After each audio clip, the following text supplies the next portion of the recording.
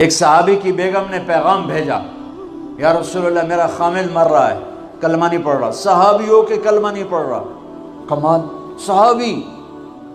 اب بھاگ کے گئے، ہم نے کہا بیٹا کلمہ پڑھ، پڑھوانے والے نبی، پڑھنے والا صحابی۔ کہا جی پڑھا نہیں جاتا، بول رہا ہے کلمہ نہیں پڑھا جا رہا۔ ہم نے کہا کیا ہو؟ کہا جی بس پڑھا نہیں جاتا۔ آپ نے فرمایا اس کے والدین میں کون زندہ ہے؟ کہا جی ماں زندہ ہے۔ تو آپ نے کہا اس کی ماں کو بلاؤ، وہ ماں آ گئی۔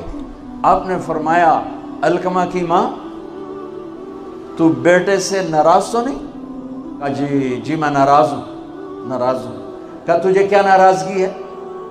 ہائے کہ یا رسول اللہ مجھے اس کے دین کا کوئی گلہ نہیں ہے، بہت نیک بچہ ہے، راتوں کو اٹھ کے تہجد پڑھتا ہے، نفلوں میں کھڑے ہو کے قرآن پڑھتا ہے، دن میں روزے رکھتا ہے، لیکن بس مجھ سے جب بولتا ہے میرا دل چیر کے رکھ دیتا ہے جب مجھ سے بات کرتا ہے، بس مجھے اس کا دکھ درد ہے، بدتمیز ہو کے بولتا ہے۔